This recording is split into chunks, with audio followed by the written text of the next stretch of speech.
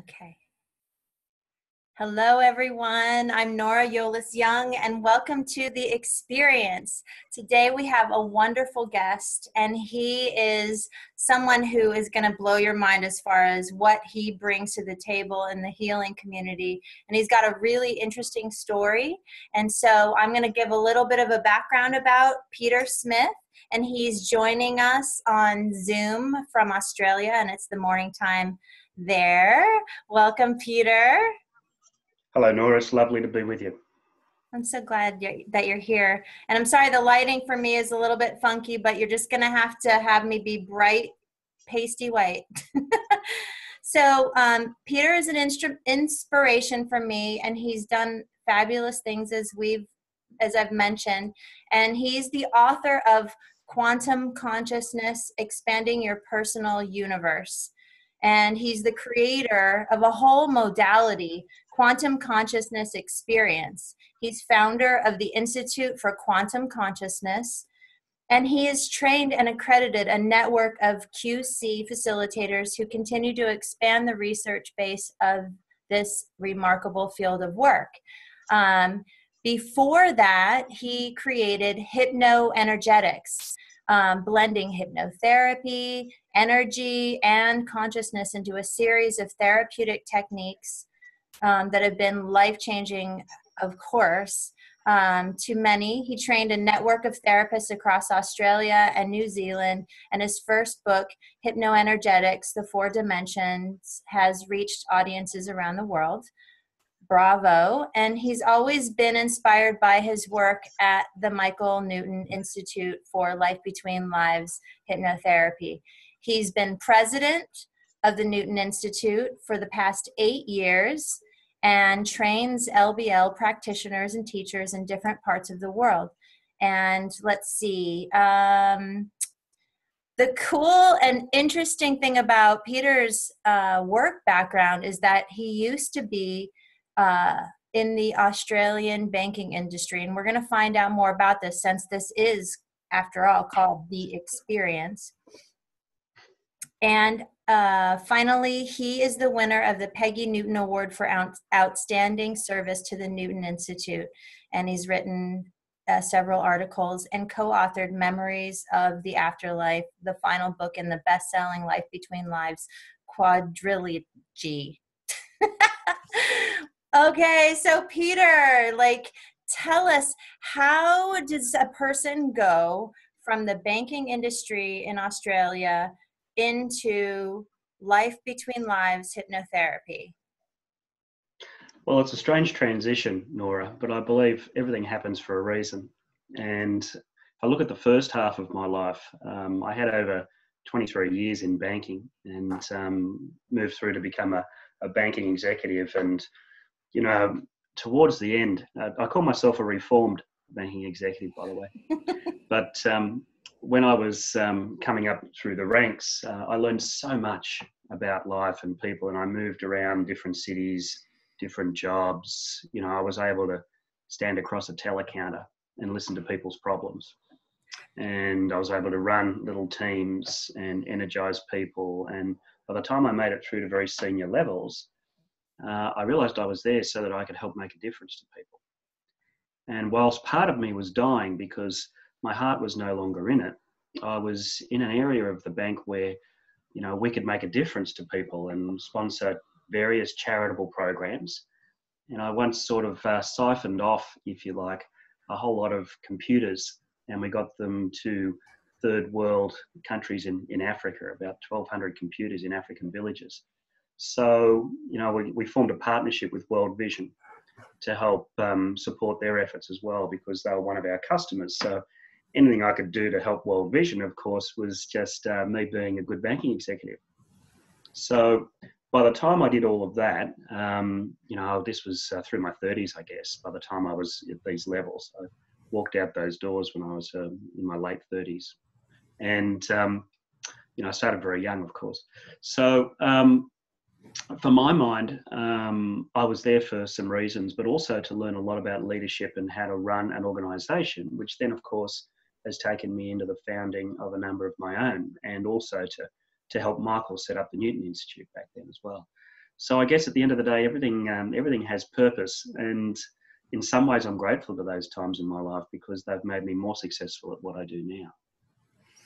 Well, you tied that up beautifully. I was going to ask you about it, but you already just tied it up. You know, I think the first time I actually saw your face was in the movie Flip Side. You were in that movie, right? Yeah, so that's I was. Yeah. Say again? Yeah. Yeah, a great documentary. Yeah, a documentary by Rich Martini about the work of Life Between Lives Hypnotherapy. So if any of you are curious about Peter or the work that the Newton Institute does, I'm also a certified hypnotherapist through the Newton Institute, so it's close to my heart as well. So if you want to find out more about it, definitely check out Flipside or the Newton Institute website. But I digress, and we'll continue on our little merry path of your experience. So as a kid, Peter, do you feel like you were drawn to banking because of a particular reason, or is that something you just fell into? How did that show up for you? Well, I went through school. I guess I was a more sensitive kid than others. And I think a lot of us realize that we end up in the therapeutic modalities because we've got a little bit of empath about us. And I just seemed to be more sensitive and shy than other kids at first. Was that a problem for you? Did you have, how were your parents in dealing with your sensitivities as a kid? Well, we had a busy household. I had older sisters and a lot was happening. Mum and dad both worked. And, ultimately, I became a very kinesthetic sort of person, which meant that I could feel the energy of others to an extent. But also, I loved sport and I loved the energy of sport. And I found that, as I was drawn more and more to sport and less to the classroom, I got to a stage where my sporting achievements greatly surpassed my academic ones. So when I got to the end of high school, my father said to me, he said, get a job. And he put an ad for banking in front of me and he said, get yourself a good, stable job. So that was sort of my introduction to banking at the age of about 16 or 17. Wow. And we know the rest of the story from before. But I remember one experience in particular, Nora, where, I awoke and I'd been sleeping in my bedroom. I was about 12. And I remember waking up and looking down at my backyard. and I remember thinking, there's so many leaves in the gutters.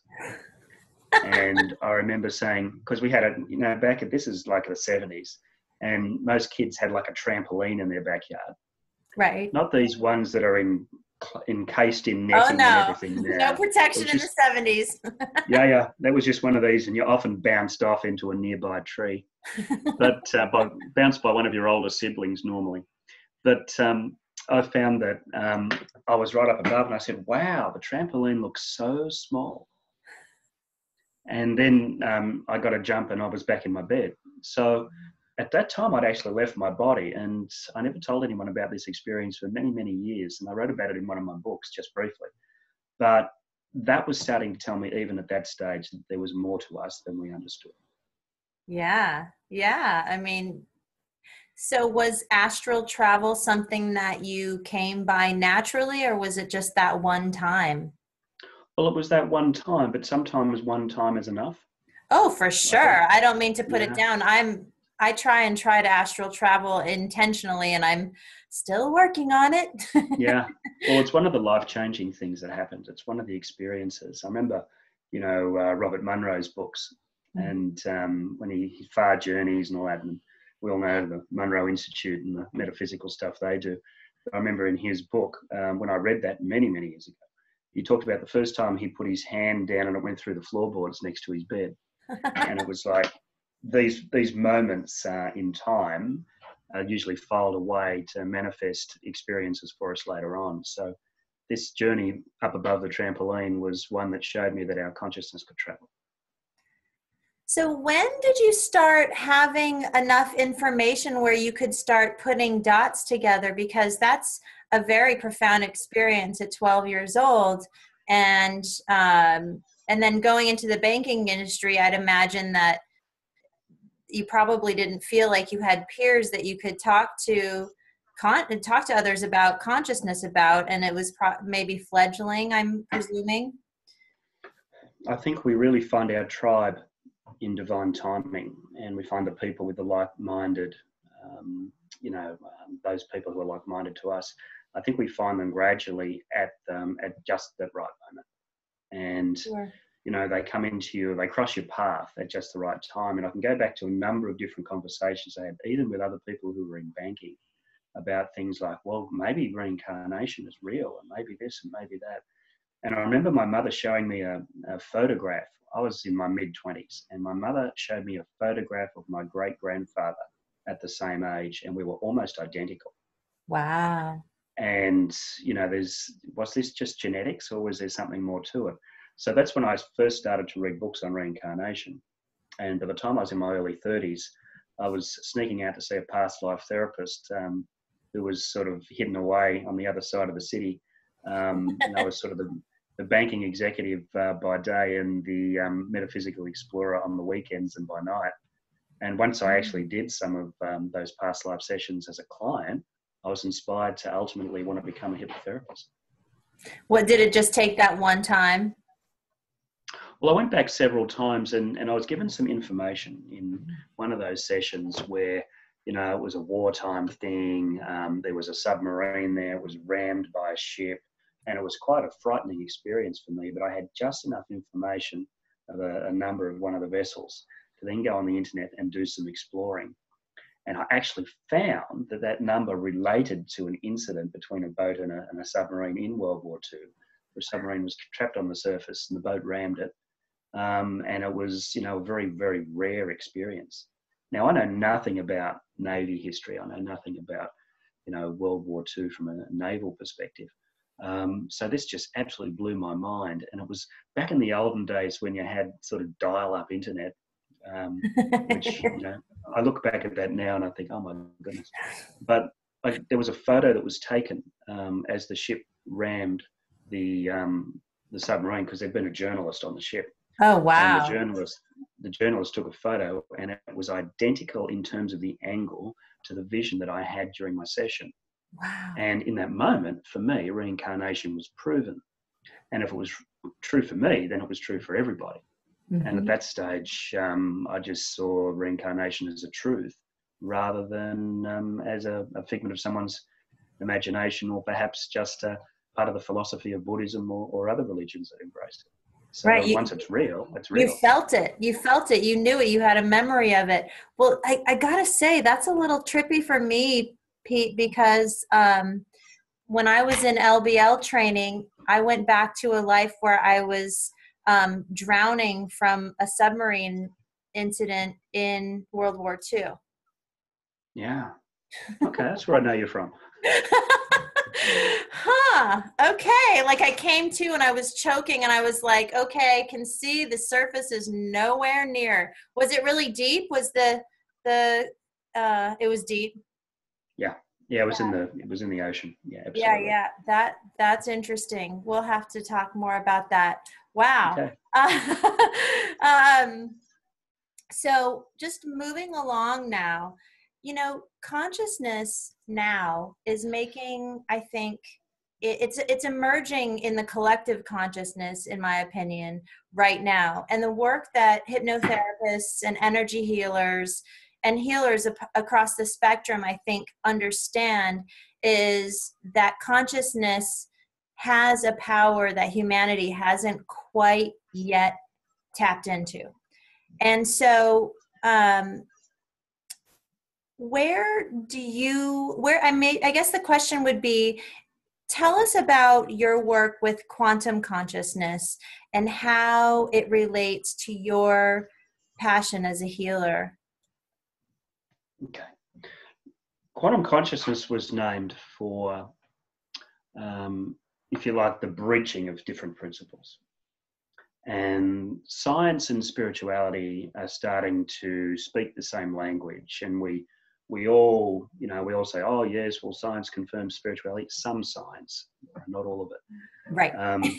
I see quantum physics as the science of possibility, and it's not just when it comes to quantum physics, I think it's the great overlap between science and spirituality, because they're saying anything is possible. And you and I know that once we're outside of our bodies, anything is possible. So I think there's a phrase in one of the books, the quantum book, I think, where it says they're not just sitting down at the same table having a meal together, they're actually out in the kitchen cooking the meal together. So, as far as I'm concerned, everything is energy. And, a scientist from the quantum modalities will tell you that. A spiritual person will tell you that. A Reiki master will tell you that. I mean, everyone will tell you that everything is energy. Right. And I believe this infrastructure of energy is what the universe is made of. Mm-hmm. Now, consciousness is what brings that whole infrastructure to life, because consciousness is the knowing of the energy. The energy actually has character and personality and intelligence. So consciousness is there, and consciousness is this beautiful network overlaid across this infrastructure of energy that is the universe. And our awareness means that we can travel along this infrastructure of consciousness that's built on energy, and we can take our awareness to anywhere that we want to. Now, at the moment, our awareness is here as we're speaking to the people that subscribe to your shows. So, we're talking to them, and you and I are in a connected consciousness, and they're joining us in that connected consciousness because their awareness is here with us. So once we can do that, and one of the great things that Michael Newton showed us was that we can be in more than one place at once. I mean, we can be here in these bodies, and we can be there in spirit, in the spiritual realm, but also quantum physics tells us that time is just an illusion. Einstein proved that, and maybe another time I'll work you through his experimentation with that. But ultimately, he's been proven right many years after his death, of course.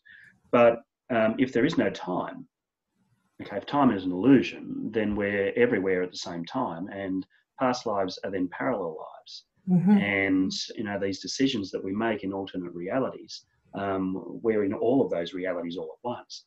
Once we understand that and we know that, we can visit these other places to enable us to gain wisdom, or even to offer healing to aspects of ourselves that are elsewhere. I love it. It is so true. And I think it's, it's kind of a head trip for people to wrap their heads around. But once you start to realize that a thought that's happening now is happening, it's past, present, and future.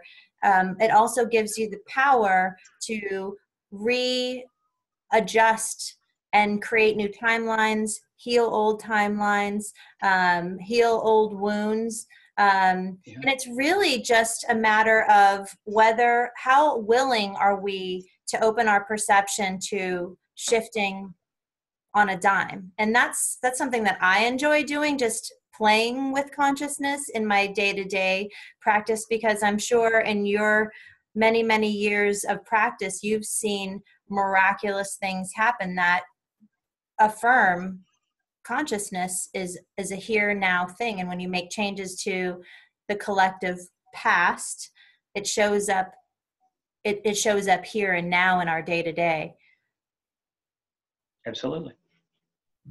Yeah. There's go ahead.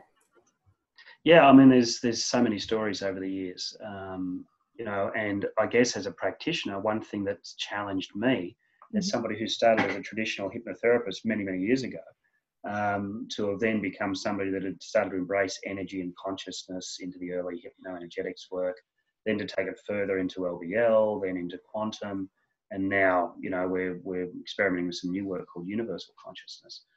But basically what it is the practitioner has to grow as well. And as we help our clients move outside our belief systems, if we haven't done that also, then we hold them back.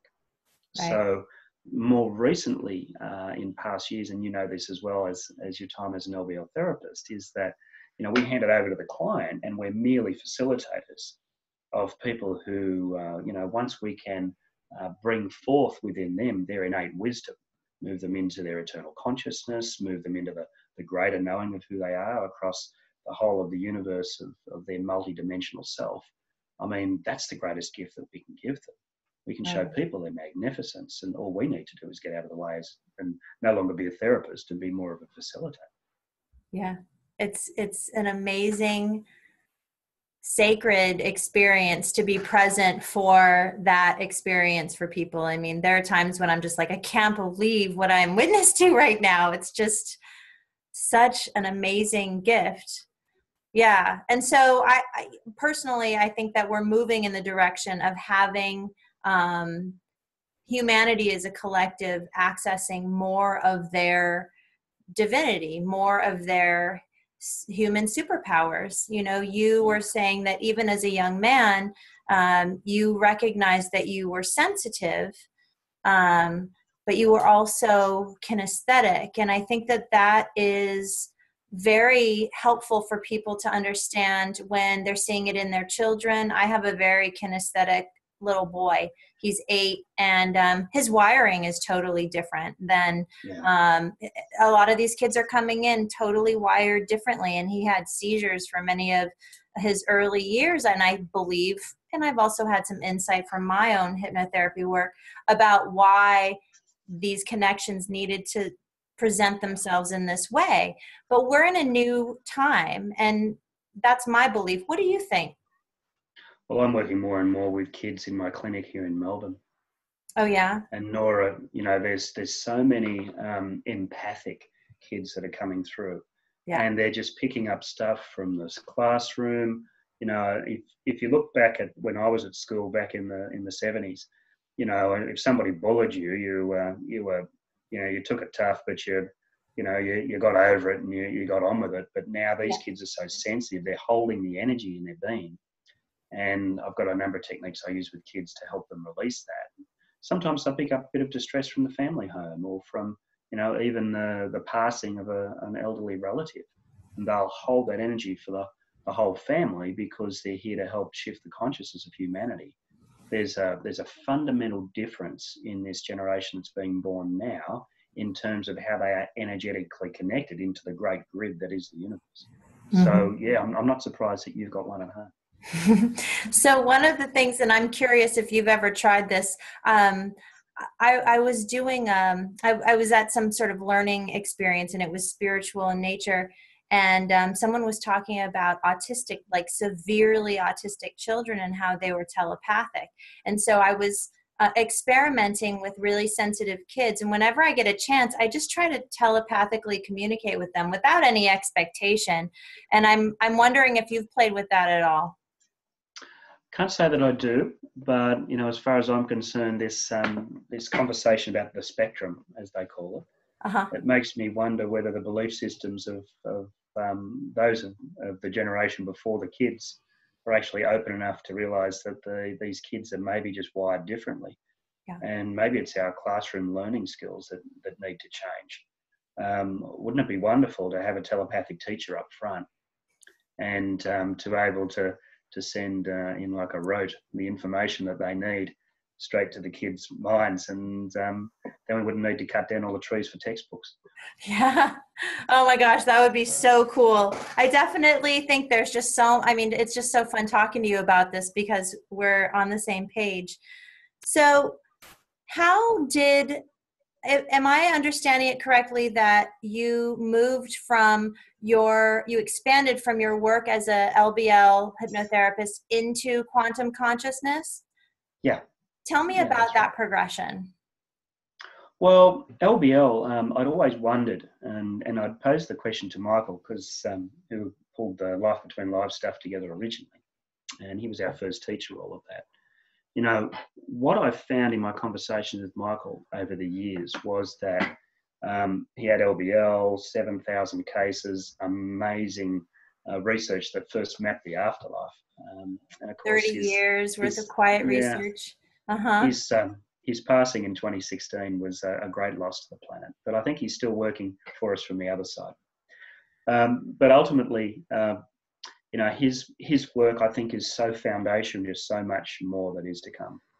And I found out later, I started to talk to him about quantum consciousness and where I was heading with this work, and how quantum physics was confirming all this. And he says, yeah, of course it is. And he gave me all of these reference back to his work of where he'd mentioned quantum physics. And he was a great fan.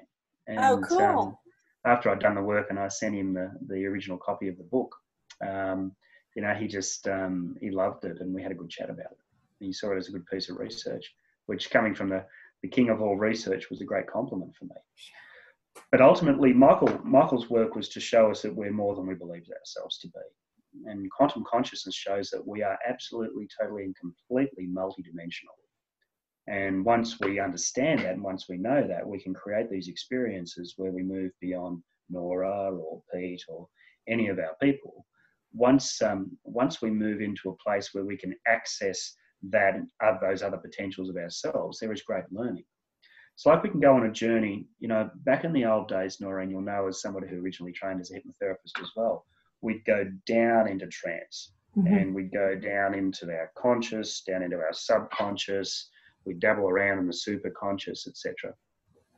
Well, that was a model that had three minds, and when I originally created hypnoenergetics, and that was on the back of Michael's work as well, and having learned LBL, I created that modality of four minds. And that was conscious, subconscious, superconscious, and collective consciousness. Now, as a subset of the universe, we're already our own collective consciousness. I mean, I am still living every past life that I've ever had because they're parallel lives.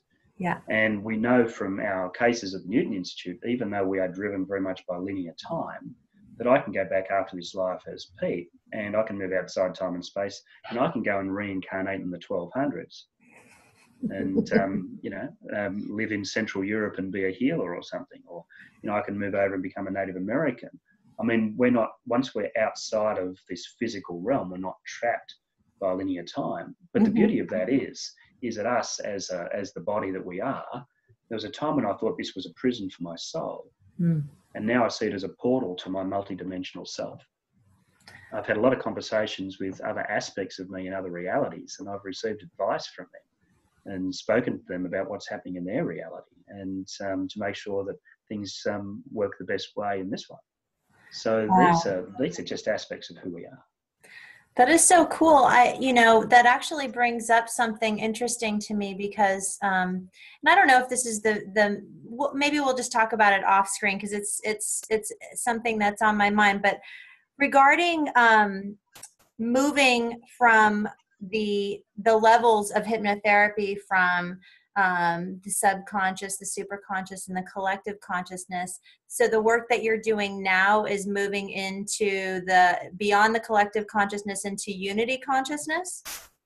Well, somebody once said that, the universe looks more like rather than like a big thing, it's like a big thought, and that it's powered by the energy of consciousness itself. And, we start going out into, there's Pete's conscious mind, there's my subconscious, my superconscious, my collective consciousness. They're all subsets of each other. So by the time you get through collective consciousness, and Carl Jung was really on the right track with his work on the collective consciousness. But I think the only extension of his work that I'd recommend is that he was only thinking of one planet. There are many, many out there, and the whole universe is one mind. Yeah. So they talk about the Akashic record and that sort of thing, and that's the history of everything. But it's not just the history of humanity and everybody's past lives and thoughts and ideals and feelings, and it's actually a repository of wisdom that's universally wide. That is so awesome. So that's going to conclude the part one of our interview with Pete Smith, and we'll be right back and have part two. So hang tough.